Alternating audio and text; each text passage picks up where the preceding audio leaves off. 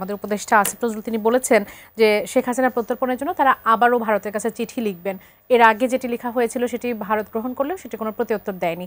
এখন তাদের অবস্থান পরিবর্তন হতে পারে কিনা ভারতের, সেটিও একটু জানতে চাই। এই বিচার যখন চলে তখন ঢাকার পুলিশ কমিশনার যখন বলেন যে যারাই বোমা বিস্ফোরণ ঘটাবে, যারা বাসে আগুন দেবে তাদেরকে গুলি করে হত্যা করতে হবে।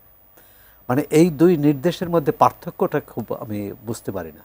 হ্যাঁ, এখন একজন হয়তো সাবেক প্রধানমন্ত্রী, আরেকজন হচ্ছে বর্তমান পুলিশ কর্মকর্তা, এটি একটি বিষয় যে আইন।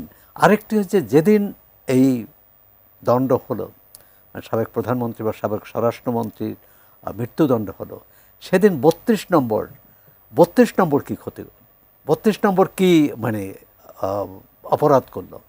সেদিনও 32 নম্বর বুলডোজার নিয়ে যে সেটা ভেঙে দেওয়ার জন্যে একদল লোক সেখানে গেল। পুলিশ এবং সেনাবাহিনী আজকে অন্তত করেনি, মানে তাদেরকে প্রতিরোধ করেছে বা তাদেরকে ছত্রভঙ্গ করে দিয়েছে। এর আগে দুবার কিন্তু ওই বাড়ি ভাঙা হয়েছে।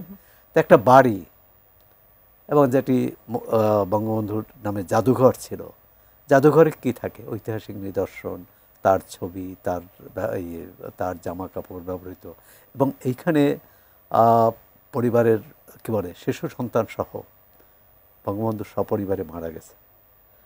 মানে এবং সেই মৃত্যুর সেটি যে সামরিক অভ্যুত্থানের কারণে হয়েছে সেটা কিন্তু তখনকার সেনা নেতৃত্ব স্বীকার করেনি, এবং এবং তাদের বিচার হয়েছে, যদিও সবার বিচার কার্যকর হয়নি।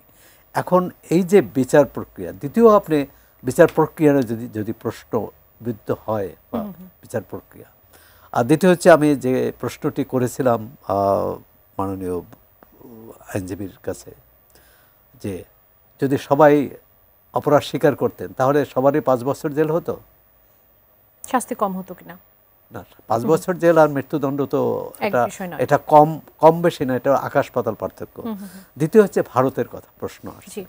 এখন এটি ভারত তাদেরই, আমরা বিচারের আগে, রায়ের আগে যেমন বাংলাদেশ থেকে তাকে ফেরত পাঠানোর আবেদন জানানো হয়েছে, একাধিকবার চিঠি দেওয়া হয়েছে, তারা কোনো উত্তর দেননি, এবং তারা এক ধরনের রাষ্ট্রীয় মর্যাদায় আছেন তিনি।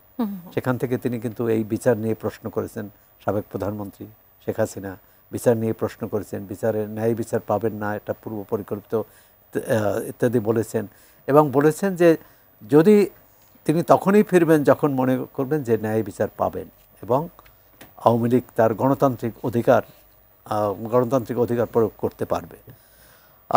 সুতরাং এখন ভারতের উপর নির্ভর করতে হবে যে তারা কিভাবে প্রতিক্রিয়া দেয়। তারা একটি প্রতিক্রিয়া আজকে দিয়েছে বাংলাদেশের জনগণের সঙ্গে তারা আছেন। এখন বাংলাদেশের জনগণ বলতে তো বিএনপি সমর্থকও আছে, জামাত ইসলামের সমর্থক আছে, আওয়ামী লীগ সমর্থক আছে, এবং কোনো দলের সমর্থক নাই এই জনগণও আছে। এখন তারা কাদের পাশে আছে সেটাও টেকনিক্যাল উত্তর দিয়েছে আর কি। হ্যাঁ, খুবই কৌশলী উত্তর।